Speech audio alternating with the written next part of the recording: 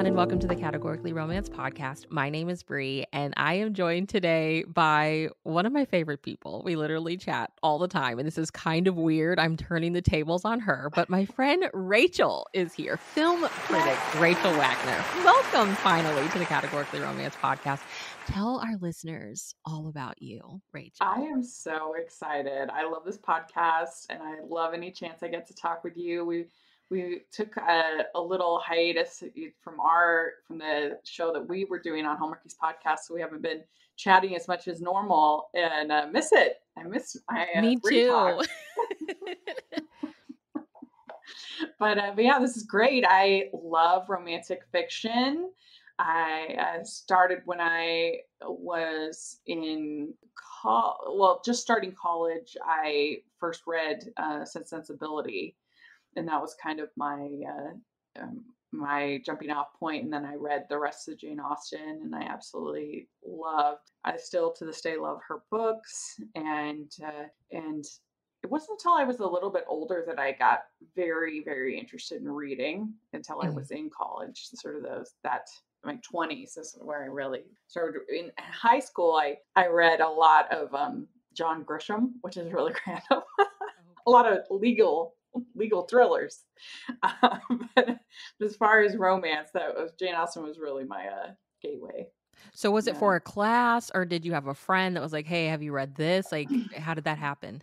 Yeah. So my mom is a big reader. She's a big classics lover. And I had a month off because I was going to community college, and it hadn't been that long since the Ang Lee Sense Sensibility had come out, and there was also the Gwyneth Paltrow Emma, and like there was just a lot of Pride and Prejudice, Colin Firth. Like the late 90s had like a lot of Jane Austen going on, and so I'm not sure why I decided to read Sense and Sensibility as the first one, but I did, and I loved it so much. I read Pride and Prejudice and I think Persuasion in that month off that I had.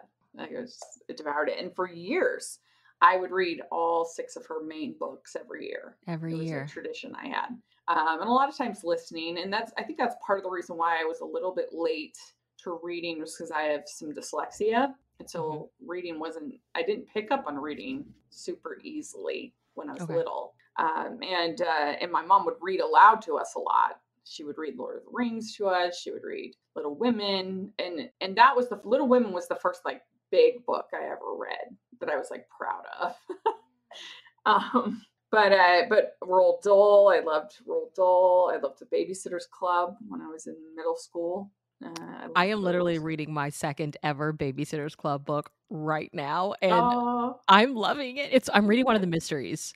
Like I would love to buy all those mysteries. I think they did maybe like 39 of them, but people are like asking for a buku amount of money on eBay for those books. I'm like, no way. It's so good, Rachel. I know, I should have kept my collection. I mean, I loved Laura Ingalls Wilder, the Little House books. I loved. Those are some of my favorites. When I was in middle school, I loved Cheaper by the Dozen. If you've only seen the Steve Martin movies, the books are a memoir written by the 2 of the 12 children about their parents, Frank and Lillian Gilbreth, who were they were motion study experts. They'd go into factories and they would figure out how to reduce the number of motions in making a particular product so that they could make it more quickly and better and whatever. And they kind of took that sort of analytical style into raising 12 children. And the book is so funny, so charming. I love it so much, still to this day. So those are some favorites growing up, but I didn't become a voracious reader until I was a little older. And audiobooks, I think, helped a lot because it just helped with the way my brain worked. Yeah. Well, we connected through our love of Hallmark. You're like one of the biggest Hallmark and just rom-com romance on film fans out there. Tell it have you been a fan of movies your entire life? How did you get into the film critic space? And then you and me have talked about this offline, but I'm like, when you think of film critic, you don't think of them talking and loving like rom-coms, but you do. So then how did Hallmarkies come to Yeah. be? I feel like I just asked you like 3 things. So It's an interesting journey. I was always a fan of movies and television, much to my parents' chagrin. My parents don't particularly like film or television. Like I said, my mom's a big reader. My dad enjoys being outside, doing things like dirt bike racing, things like that. That's more my dad. He loves camping and I always loved film and television, and I would find a way to like sneak shows that I was supposed to watch or watch movies at my friend's house if we were. And one thing my parents were really good at though is they didn't want us just mindlessly consuming content. They wanted us to think about it and so my mom in particular was really good about sitting us down, usually in the kitchen while she was cooking or doing whatever. And well, so why did you like it? What was good about that? Why, what things did you enjoy about that? And so then we talk about it. And so that was kind of the way that I was brought up and with my siblings as well. Like my brother introduced me to a lot of different, he was the one who introduced me to Monty Python. He introduced me to a bunch of stuff. And so I went away to college and I thought that like everybody was analytical about film the way that I had been raised to be. And I remember going to see Chocolat with my friends and I didn't care for the film. And I was like, oh, I didn't like the way they portrayed this and blah, blah, blah, blah, blah, blah. I was going on doing my spiel. And my friend looks at me and says, we just wanted to watch the movie. yeah. Because to me, that's what makes it fun is the conversation and the analysis of it. Not for every film, but for most films. And I've always loved animation. I've always loved rom-coms my whole life. And so I don't know. I just kind of I started when I came back from my mission, and then I worked for 3 years in this job that I absolutely just hated. It was miserable. I was going to grad school. So I quit that job and I needed like an outlet. And so I started writing this personal blog at the time, and I would include some movie reviews.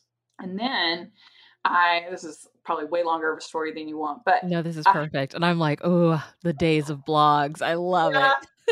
Yeah, 2008 was like,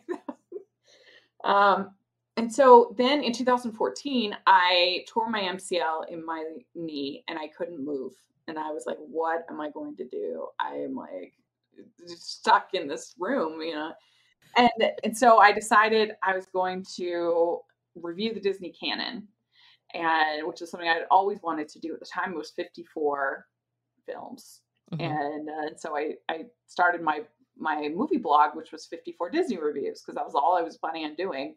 I was terrible at SEO because I had all these different things with different names, and it took a while to streamline them to Rachel's reviews. And so I did that, and I just really enjoyed it. I enjoyed writing about film, and I enjoyed the conversation, and so I started writing for a couple different sites. I kept going beyond the 54 films, and I started my YouTube channel.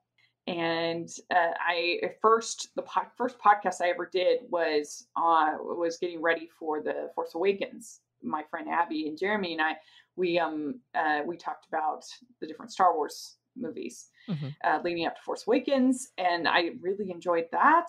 And then in 2017, this Anne with an E was coming out, and I thought that might be interesting to cover. I love Anne of Green Gables. That was another favorite growing up. And so I put on my Facebook, anyone want to cover Anne with an E with me? And my friend Amber, she responded, and she said she would be interested. And so we did it, and we hated the show. It was absolutely terrible. As it happens. Yeah. But people liked us. People liked our chemistry. And we found out that we both liked rom-coms, and we both liked Hallmark Christmas movies. And she was way more knowledgeable than I was at the time. I just had some that I loved. And we did this for Christmas in July over on my channel. We did this, our top 12 Hallmark Christmas movies. And it went out so well, people liked it. And so we did like 2 or 3 episodes on my channel, and it was going so well. We're like, needs to be its own thing. So then we created Hallmarkies Podcast, and that 2017 season, Christmas was our first season that we covered. And eventually it just became too overwhelming for Amber. And so she kind of moved away from it, which is fine. And we kind of developed this sort of co-host format that has just been amazing. I can't believe it that people are willing to give up their time to help me and my dreams. And we've kind of developed this, our shtick, I guess, is that we cover everything. Yeah. And we don't expect anybody to listen to all of our content, but we provide, if there's something going on in the rom-com world, we have it covered. That's kind of the theory, that if you are looking for some kind of coverage on something, then 9 times out of 10 we're gonna cover it. Yeah. When did you get comfortable with like kind of expanding beyond Hallmark? Pretty early on, actually. That was part of it, is because we were just kind of looking for stuff to cover. Yeah. I remember one time we did, one time with Amy, we were like, well, what should we talk? We don't have anything to talk about. And so we're like, well, do you want to talk about Harry Potter? Because she was like a huge Harry Potter fan, and we ended up doing an episode on Harry Potter, and we got lots of feedback, like that it was too off-brand, but we literally had nothing else, so there would be no episode, so it was fine. But a lot of that was just sort of by necessity, but also certain parts of it were trying to continue to grow the brand and reach new audiences. I kind of felt like we had reached all the Hallmark people that were going to listen. We'd kind of tapped into them. So that was part of the reason why I wanted to cover Sex and the City. When And Just Like That was on, I thought, I mean, it was hard because it debuted in December. I was like, oh, that's tough. You know, to fit that in. Christmas time. I talked to Jax, and she was up for it. And so she and I had such a great time that we decided to do the Sex and the City. And I felt like that was a big risk for our, whether our audience would be Hallmark by that. Yeah, we may get a kiss in the middle of the movie, but it's like end of the movie for sure is the kiss. So when you had talked about Sex and the City, I was like, oh man, I love this because I'm such a fan of that show. But how is this going to go over with our Hallmark audience? But it was so smart. It was so smart. They embraced it. There were some weeks that the Sex and the City recap won the week, which amazed me. And I think it's because Jax and I have really good chemistry, and also it is something different and refreshing. And the other reason why I wanted to do it is I was tired of people infantilizing me. I felt like people treated me like a child because I covered Hallmark and because I covered animation. Mm-hmm. And I thought, oh, well, you can't talk about that around Rachel. You can't do that, and that was very annoying to me. And so I kind of wanted to also cover Sex and the City to show that I'm a grown up. I can handle mature content that's made well. Yeah. And so that was also part of it. The other thing that kind of, as far as my journey as a critic, I was added to Rotten Tomatoes in 2019. And that really changed everything because I had not applied. They found my writing on Rotoscopers, which was an animation site. They liked my writing and they came to me, and I thought that it was a joke at first. I thought it was, somebody tricking me because I hadn't applied, and I didn't. They actually had to email me a couple times. They were like, "Are you interested?" I finally looked up the link. I'm like, "Oh, that's really her name. That's really." I was like, "Sure," and. I feel like the best things ever always start with one person thinking it's a joke. And so once I was on Rotten Tomatoes, I was able to get on the local press list, which was a huge win, I guess, for me, because for so long, as far as going to press screenings, I had to hustle for like 2-3 years. For every single one, I would be up to, because there was like a raffle, and so I'd be up to get hopefully a spot in the raffle. And if I got the ticket, I would have to drive into Salt Lake to get the tickets, and then I would have to show up like an hour or 2 hours early because they gave out more tickets than were seats. And I only missed one movie that I didn't get into. Was the second Michael Bay Ninja Turtles movie. Okay. So it wasn't a huge loss, right? But anyway, it was a lot of work. Yeah. And so getting on the press list and just being able to just go to any of them was amazing and is amazing. And so that changed a lot of things. And I started going to festivals. I covered my first Sundance in 2016, and that's been amazing. I've gone to New York Film Festival, South by Southwest. I look forward to hopefully going to TIFF maybe this year. Gone to D23 many times. So that all of that has just added to being where I'm at as far as a critic. I have on my channel, I do my family movie night every Monday. So if people are looking for, family recommendations, they should check that out.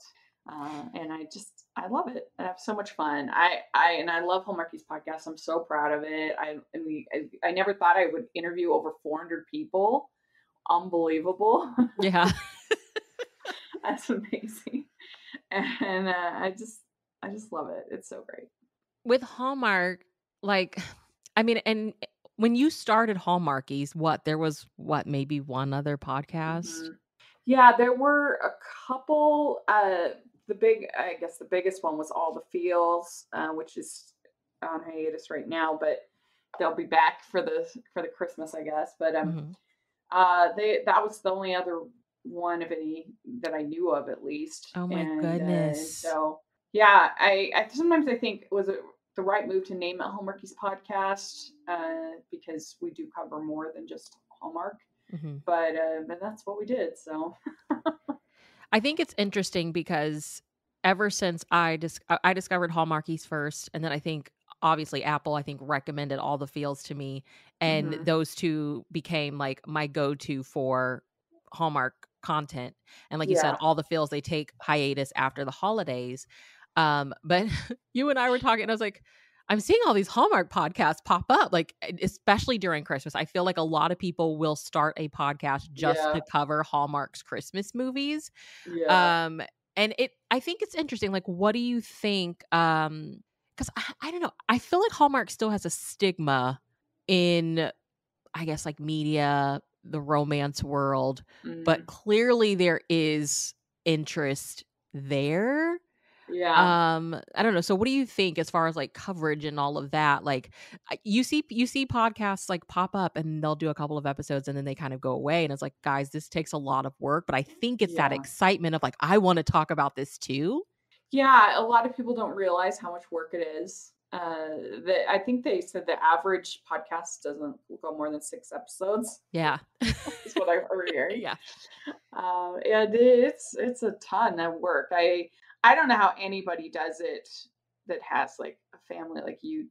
Unbelievable. You amaze me. Because I'm just single, so I can devote my whole life to this, and it's fine. But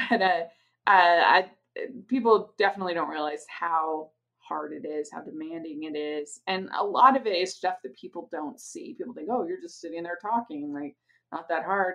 And they don't see the prep work that goes into getting the guests, to getting co-hosts on a particular topic, getting the right people. All that stuff takes thought, and then watching the material, creating notes, good questions. All of that is effort and time. And then after you've recorded, of course, then you have to schedule the time to record. And then after you've recorded, you have to, unless you're super popular and you have your own editor, which is my dream. But because this was definitely my least favorite part, is going through and editing. And sometimes I'm more fastidious, I guess, than other times. I'll take out every single and every single, and that can take hours if I'm really trying to make it perfect. Yeah. But I produce too much content to be that picky. And for you the most will part, literally edit like 5 episodes a day sometimes. I'm like, no, ma'am, Rachel. Like yesterday, I did a whole day of work, 7 hours at my new part-time job that I have. I had dinner with my mom for Mother's Day, and then I came home and edited 3 episodes of the podcast. Oh my gosh. The most I've edited, I think I did edit 3 on a Sunday one day, and I was like, never again. The most I will do now is 2. Yeah, it's like you said, like especially at Christmas. I mean, there are episode maybe like an hour long, right? But you might have spent over 2 hours editing it. Christmas, there are sometimes when we post not only just daily but multiple times a day, and so those are going to be. I'm not going to be as careful. That's going to be leaving in the ums and the stuff like that. And I rarely get anybody saying they have a problem with it. So whatever. Yeah. I think like when you're like, before I started podcasting, I was reading all these blogs and it was like, think of the people that are listening on headphones. Make sure you're taking out this and take out the ums and take out the long. And you finally get to a place where you're like, I don't care about the long pause. I'm just going to leave it in there. I'm going to leave the ums in there. Like, this is how this person talks. Let's just leave it. Exactly. And if they want, I think people understand that we're a homegrown, small operation, and they get it. And so, it's a lot. We do make a lot of content. There's no denying it, but it's so fun. I leave the critique of my content in the hands of other people. I am not objective at all when it comes to, because I think for me criticizing episodes of anything that I do, it's kind of like, it would be sort of like criticizing or critiquing a conversation I have with a friend, because that's genuinely how I feel about basically every episode, that I had such a great time. It was so much fun talking with, the co-hosts or about whatever we were talking about, and or whoever I was interviewing. For the most part, I have, great experiences. And so it just feels, I just love everything I do. Yeah. Like if you're going to gripe about an oh well, I had a blast having that conversation. For the most part, people are super, super nice. And we did get one comment, one review, where they said that I had an atrocious accent. I was like, I didn't even know I had an accent. Right. It's enough. News to me. Well, I wanted you to come on today because we've already been talking about this and I've been so excited. But obviously, does it feel for you? And I think that we see this more so during the holidays. Obviously, Hallmark has been doing holiday movies for forever, and all these other networks have kind of cashed in on it. And I feel like romance made for TV feels like it's having a moment, because I'm like, all of a sudden had 3 or 4 rom-coms they put out. Does it feel for you like romance made for TV is having a moment right now, or what? I mean, it is exciting that we're seeing this rom-com renaissance in the last 2 years. Well, last year and this year, not only made for TV, but feature film as well. Because there was really a good decade where Hollywood was not making rom-coms. And even the rom-coms that they were making were usually more masculine in feel than something like a 40-Year-Old Virgin or something like that, that's more of a dude film. and so the Judd Apatow type movies, that was like the rom-coms that we were getting for a while. And so people turned to Hallmark because that was where you could watch rom-coms. I know that's part of the reason why I started watching them. It was because that was the only place. And so it's been very exciting the last 2 years to see. I mean, right now we've got Book Club and Love Again in theaters. So 2 rom-coms in current. Yeah, and Book Club has, like, an older set of cast, which they were hilarious in the previous one, so I can't wait to see this new one. It's pretty funny. Pretty funny. And so that's very exciting. So I think rom-coms in general are having a moment, but as far as the TV movies, I mean, people love to there's nothing that inspires a trend more than success. And the success that Hallmark has been having, people are going to want to, copy and come on board with that. And it's very gratifying because for so long, as I said, they weren't making movies for women, not just rom-coms, but just in general. That most movies were made for 17-year-old boys and to appeal to 17-year-old boys. And so I'm grateful as a woman and as a podcaster that there's some content being made for me. Yeah. Yeah.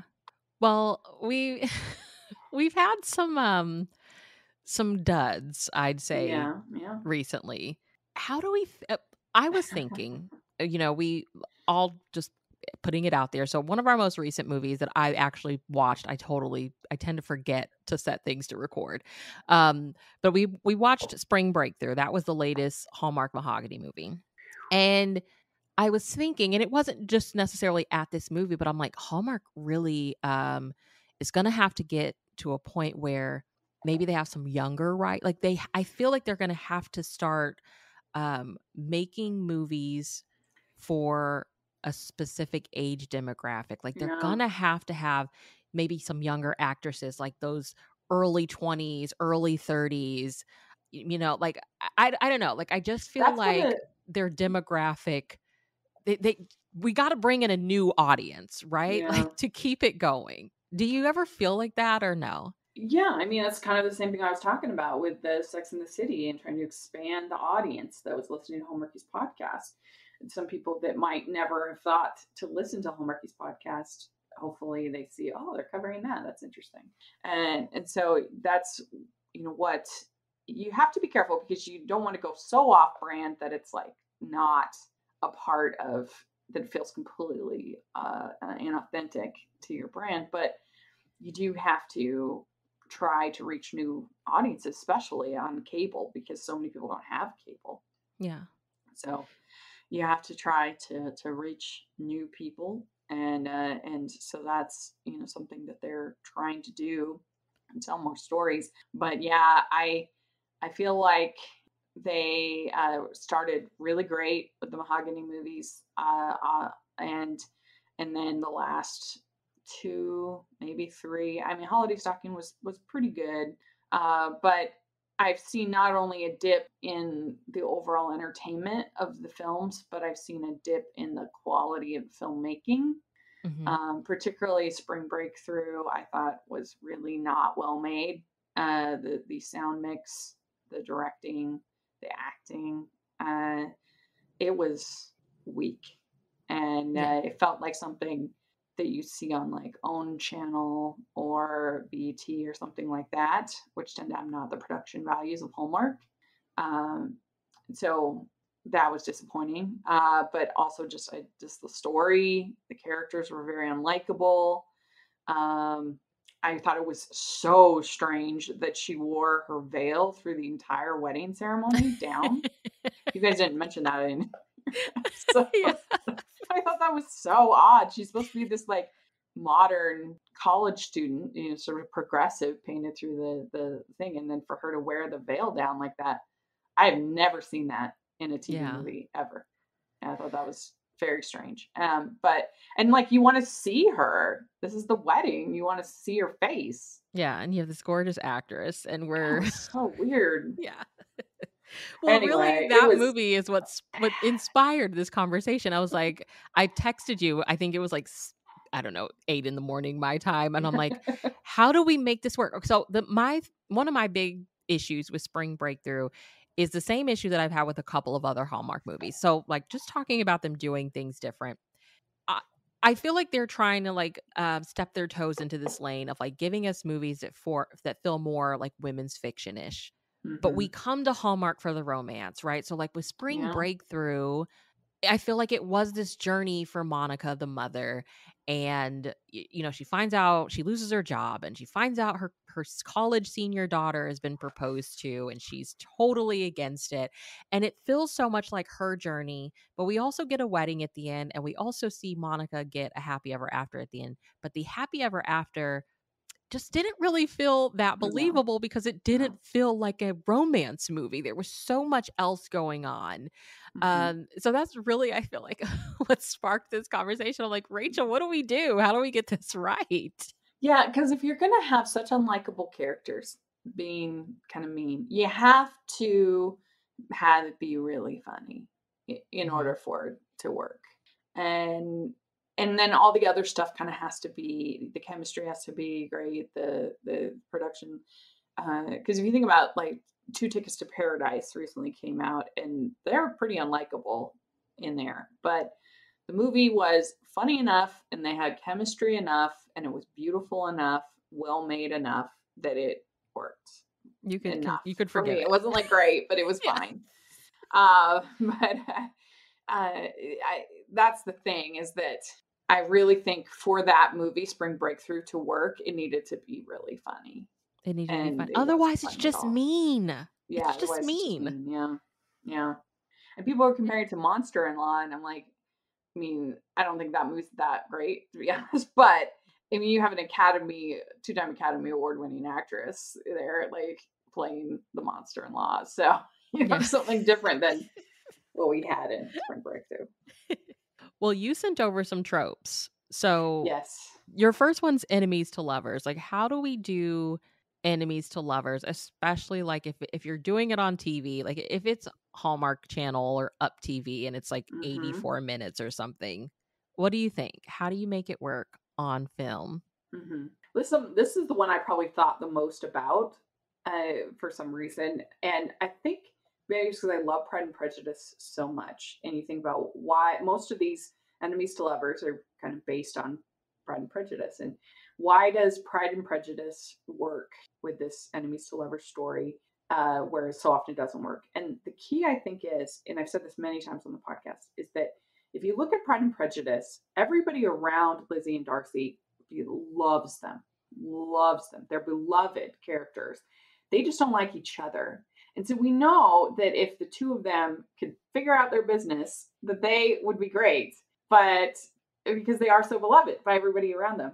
And that's what makes it work. And too often in Enemies to Lovers, you have these characters who are just miserable human beings that nobody likes. You don't care about them. You don't want them to get together.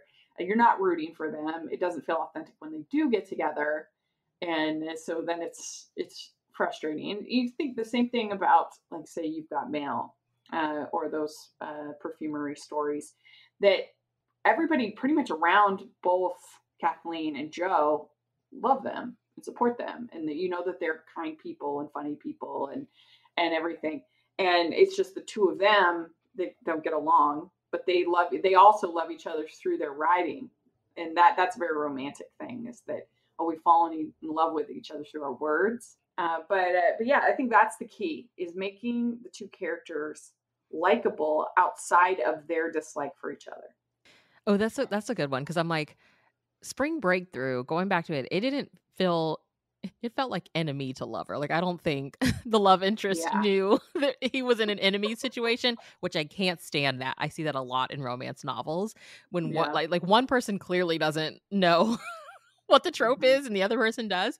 But like with Monica, we didn't really get to see her relationship with anybody else. Like we knew she was a mom, but we didn't really get to see her like with her daughter. Like Yeah. she wasn't really humanized, through the characters like around her. So those are Mhm. such good points, Yeah. Rachel. Like, I feel like Gerard Butler was in a bunch of rom-coms. There were enemies to lovers that were terrible. And like the one with Jennifer Aniston, I can't, Bounty Hunter. Oh, so bad. So bad. And it's because there's no chemistry, because they're both just terrible, and I hated them both. Okay, your next one is love triangle. What inspired you to put on this on the list, and I think tell us your thoughts? I think this is the hardest one Okay. to nail, to do right. And I think it's typically more found in television shows than in movies, because it's Okay. a way of kind of stretching out the romance as you create a love triangle. And that I think the bad ones leave the team not picked unhappy and upset, and then they drag on too long. And we certainly saw that with When Calls the Heart. Mm, I such a was beloved personally show. happy about what happened with her picking Lucas, just because as a podcaster, I was like, this is interesting. This is not expected. This is going to have more to talk about, more to. I agree that it was not handled particularly well, and the way that some of the choices, I'm like, that was very confusing. If you were expecting her to pick, if you were building it up for her to pick Lucas, you made weird choices. Uh, but overall, I was kind of refreshingly happy about it. And but of course, Twilight has your love triangle. Oh, yeah. There's not that many that are great. I would say, I guess, some good ones. I think The Notebook is actually pretty good as far as the love triangle between you got James Marsden, Ryan Gosling, Rachel Mhm. McAdams characters, and they're each compelling, and you could see her picking both of them. I think that one's pretty good. There's a movie from the 80s called Some Kind of Wonderful that I love, and I think it's an underrated John Hughes movie. And what I love about it is you have our lead character, and there's two women that he's picking against, Mary Stuart Masterson and Leah Thompson. And it would have been easy to make the Leah Thompson character just sort of one note mean girl, popular girl, but she's actually got like a personality, and there's a backstory to her, and so you care, and you can see him picking either of those. Uh, so that one's a good one. There's tons of bad ones. So there's so many. Okay, so what do you think? Are you a Pretty in Pink fan or no? I think that one's pretty good. Yeah, Okay. I haven't seen it in a while, I but haven't seen it in a while either, but I know that's like one of those movies that people are like, why did she pick so and so? And there are like this other camp of people that are like, clearly she had to go with this guy. yeah. I mean, one of the worst ones for me, at least on Hallmark, was a movie called Yes, I Do, as I just couldn't stand that film. And they have this love triangle between Jen Lilly and Jessica Lowndes and Marcus Rosner. And I didn't understand why he didn't pick Jessica Lowndes. She was like way better. There's Yeah. like the Jen Lilly character. She keeps running away from all these weddings. And oh, I hated the characters. I hated the story. I just thought that one was really bad. But I haven't seen them do this in a while, and I know you and I talked a lot about this a couple of years ago when they were doing it. It felt like they were doing it a lot, and I guess in a weird way, it's kind of love triangle-ish, but like, oh gosh, I feel like it was Tyler Hynes, and it was one of the Fall Harvest movies, but like they were doing these plot lines where one character would be in a relationship for like over an hour of the movie with yeah, someone else, and then like the last 15 minutes we're supposed to yeah. believe that they're like now in this happy relationship with the actual love interest, and I'm like, this does not work for me. There's one, I think it's called Autumn Dreams with Jill Wagner. Mhm. And she has this, and I think, what's his name? Colin Egglesfield, I think is in it. I can't remember who the guy is. But anyway, she gets married to this guy when she's like 18, and then they get it annulled and broken up, and then they lose contact with each other. And then she ends up getting engaged to this nice guy, and then the guy from the past comes back into town, messes everything up, and you feel so bad for this guy that she's engaged to. Like, oh my gosh. I mean, sometimes they do that, and the guy's like such an obvious jerk that you don't feel that bad. But yeah, with some of them, you're just like, why did you write it that way? Yeah. so bad. I feel like it adds more conflict if they're both actually pretty good guys. Like, if one Yeah. of them's clearly a bad guy, you're like, get rid of him. Yeah. Okay, I love this next one. Like, I feel like it is just a god tier trope. Fake dating. Fake dating, yeah. It's pretty fun. It's usually a good one. To all the boys. Of course, one of the classics of the genre back in the 40s is Christmas in Connecticut. Such a fun Basically, movie. is the ancestor to all these Hallmark movies. If you haven't seen it, you should definitely watch it. It's really good. And in that movie, she plays a columnist who writes these beautiful articles about home life and cooking and She would basically be like, she was like Joanna Gaines before Joanna Gaines. yeah. But the secret is that she like lives in the city and doesn't know how to do any of these things, In an and apartment, doesn't have babies. It's And hilarious. so this soldier comes back, and he wants a old-fashioned Christmas made by her, and somehow he gets in. So they construct this whole lie. They go to this country house and they're trying to trick the soldier, and of course she falls in love with the soldier, and so then things get super complicated. And she has in the town, all the women have they work in this factory. They take turns bringing their babies for her to watch. It's so messy. And so like the soldier's like looking at the baby. He's like, "This is a different baby." They're like, "What? You're crazy." He's like, "Oh." And so it's so funny, hilarious, and she doesn't know how to cook like anything, and so all that is really, really funny. And so there's a great tradition of these stories with the fake boyfriends, fake fiancés. Yeah. There's so much at stake. I mean, obviously, like her reputation that she's built, like she's kind of like this, I don't know, go to for like cooking and home ideas. And it's all built on a lie. There's so much at stake, so much to lose.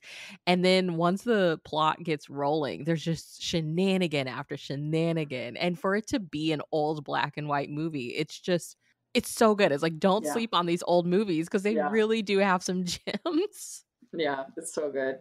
But it can be absolutely terrible as well. Like there was one on Hallmark, one of the worst ones I've ever seen is called Home by Spring, which I think is actually a horror movie in disguise.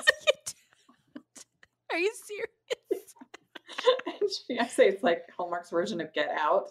Oh my god! They bring this. So she pretends to be this wedding planner, event planner, and the very first thing these people do when they sit down with her is they says, "I hate liars." And then she goes and she makes all her friends, family, including her mother, pretend that that she's this other person, and that she at a certain point that she's engaged to this other person, and the mom is like traumatized and very upset about it, and she just bulldozes everything. Oh my gosh, I googled it. I'm like, I don't even recognize Cool. any of this cast really. Dix Brooks from Brooks and Dunn, he's the one that they're all trying to trick for him to, I can't even remember why they're trying to trick him, but they're trying to trick him to accept this couple, and I don't know, it's ridiculous, and I hated it. It was absolutely terrible. One of the ones that they did, I feel like it was a Christmas movie 2 years ago. It was Tyler Hynes, and I can never remember the actress's name, but they used to date, and he never told his family they broke up. Yeah. And then they end up at his house together. Yeah. Oh gosh. That one was good. I was really proud of Hallmark. Yeah, that one was pretty good. Yeah. I feel like they don't do fake dating that much on Hallmark. Do you think? Like, I don't feel like they do too much of the fake romance. Much as you used to. Mm-hmm. But they did just have one on When Love Springs, I think it was called, with Rhiannon. That one. Oh yeah, she is adorable. That one was fun. Cute. Yeah. Okay, a beloved fan fave, Second Chance Romance. Yes, and so this, I think, the first one that I know of at least that's Persuasion. Is is Jane Austen's Persuasion is second chance romance, and I think that it can help because you get to their connection right away. You can immediately feel that spark because of this history that they have with each other. I think Sweet Home Alabama is really good about that, and that's also another one where they do a good job of making both options appealing. Neither one is like she could be happy with either choice, either guy, yeah. which I like. Yeah. And then the problem that sometimes this trope has is that it can be a little bit dry, boring, a little predictable, which is fine if they have great chemistry and the writing is good.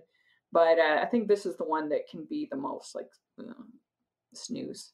Yeah, I think second chance, especially on, I mean, in books and on TV, I feel like it can be really difficult to pull off because it's like, okay, you guys could didn't work out. I think 80% of Hallmark movies are second chance romances. Like girl from the city coming back to the country, seeing the old flame. I mean, so often, and that's fine. Like it can be done really well. A lot of it just comes down to intangibles like chemistry and writing and things like that. Well, I was going to make a point, bring up a point, but I think it goes into friends to lovers. I feel like we don't see that a lot, like on Hallmark and the other networks. And I think we see a lot of second chance because we have that time constraint. And if we do second chance, there's already built-in chemistry. It can be like, oh, we dated in high school, and us as the viewers are like, oh, okay, they've been together. That's all we need to know. You know, where like with this next one, it's like, okay, now you have to build that for us, and how are you going to do that in the time? So Friends to Lovers is might be my favorite. I love it. It can be very hard to pull off though, and maybe that's why I love it when it is successful. I love Friends to Lovers too. The characters have to be kind of oblivious, and that can be frustrating. Like, how can you not see our Catherine Davis Christmas movie, right? With Franco. Like, girl, he's crazy about you. How do you not know?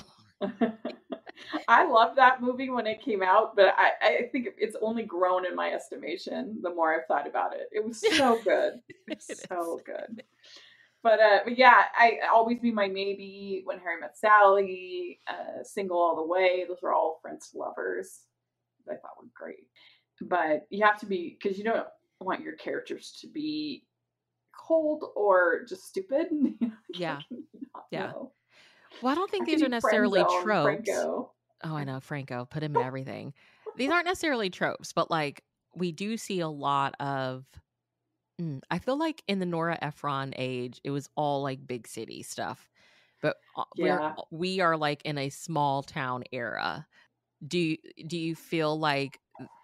Is it just easier to do one versus the other? Because I mean, essentially, it's all community, and you can do small town community feel in a big city, but there's just something about these movies where we prefer it to be set in one versus the other. Like, what are your thoughts on that?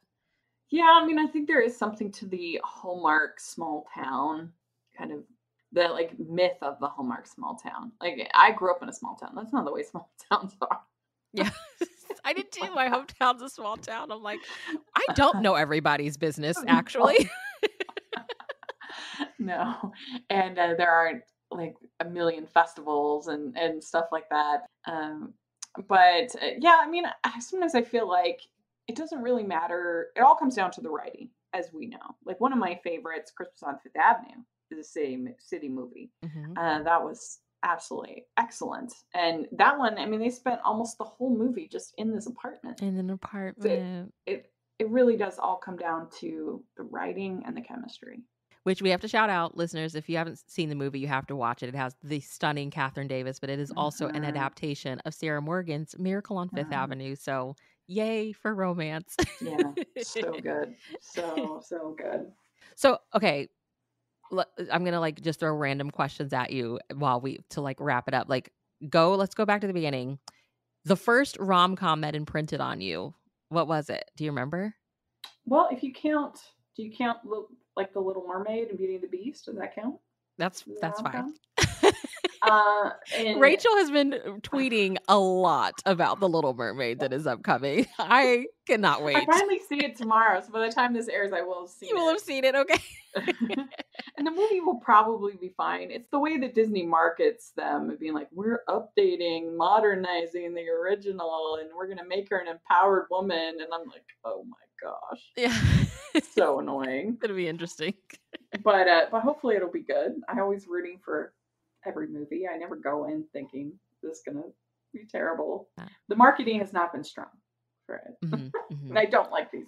For the most part, I don't like these live action remakes. I'm an animation girl. But I was thinking, trying to think as I've been watching your else. tweets, I've been like, I don't think I've watched any of the live action like Disney remakes, actually. I don't think I've seen any of them. You're blessed. I'm trying to think. Like The Cutting Edge, that would be pretty early. Okay. Pretty early rom-com that I loved. I loved You Got Mail. That would be 99, so that would be older. But The Cutting Edge. Girls. What's it? Girls Just Want to Have Fun. My brain. Sorry, it was slow. I loved Newsies. I don't know if they have this rom-com.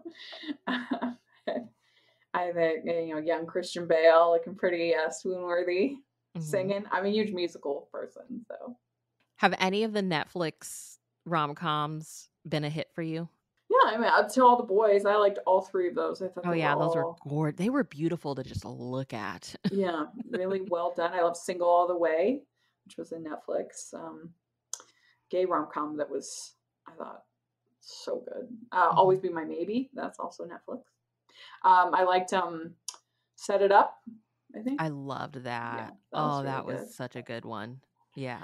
So there have been some good ones. I hated The Kissing Booth. It was terrible. And I never watched the second or third one because I hated the first one so much. When you watch one that you aren't a fan of, what is it usually that you sticks out that when you walk away, you're like, huh, like that did not work for me? Is there ever one that, like, for me, I feel like a lot of the rom-coms that are coming out now, the comedy is just different from the comedy that I'm used to. And my husband and I get into this a lot. Like, this is why we can't really watch a lot of TV together, because I'm very like old school. I Love Lucy, like physical comedy. I love shenanigans. And he's like more of the new hipster comedy where I'm like, that's not funny. And he's like dying laughing. And I'm like, this is not funny. So like, what is it that doesn't work for you sometimes? Well, it is nice when they actually lean into the comedy at all. I get so annoyed. One of my pet peeves is when films are lazily deemed rom-coms just because they have romance in them. Like, people say Ghost is a rom-com. It is not a rom-com. No. It's a tragedy. It's sad. So that, even something like, I don't really think Sleepless in Seattle is a comedy. No, I don't think so either. No. It has some comedic moments with Rosie O'Donnell and David Hyde Pierce and Bill Pullman, some of these other characters. But like, as a whole, I would say it's a drama. I don't think it's a comedy or rom-com. But yeah, I don't know. It's so hard because sometimes the slapstick does work, and then other times it just falls flat. I think it's very difficult. You have to have a comedic performer who can pull that off and make that work. Chemistry has to be there. It always comes down to the writing. What is there anything that you've heard of that's on its way that you're excited for, that you're like, okay, I want people to keep an eye out for this? Yeah, I mean, I'm very intrigued about the Barbie movie. I don't know what to expect. Like, I thought I had a handle on kind of what it was going to be, and then they put out this trailer with the homage to 2001 Space Odyssey, and I was like, what? So I'm very confused about that. I'm excited for this. They filmed this series. I forget what it's called. For Hallmark this season, there's going to be a multi-episode Christmas series. Interesting. It's like it's about lights or lighting, or I forget what it's called. But anyways, I'm very curious because they had an amazing cast for it. Okay. Ooh, okay. Aaron Cahill and Nikki DeLoach. And, so that's going to be fun. And I know there's other rom-coms coming out this year, but my mind is blank. Okay. Well, you'll have to come back and we'll have to talk about them. It's fine. Yeah, that'd be fun. That'd be fun. Well, plug all your stuff. Where should everybody be keeping up with you online? This was so fun. Thanks for having me on. And you can find me at Rachel's Reviews, all over social media, iTunes, YouTube, and on Rotten Tomatoes. Check that out. I've got, like I said, every Monday I do family movie nights, and I have a number of monthly series on there where once a month I have a female film critic panel, and we talk obscure animation and Disney and all of that. So on my channel. And then, of course, the Hallmarkies Podcast, got lots of fun stuff going on there. We have weekly interviews on Mondays, and then on Wednesdays there are recaps, and we cover more than just Hallmark. Whatever is in the rom-com holiday field, we talk about and have so much fun. And the best team ever, seriously. It just blows my mind. Such a wonderful group of just movie and romance lovers. It's just so great. Oh. I love them so much. I really do. Well, thank you for sharing your Monday with me. Yeah, thank you for having me.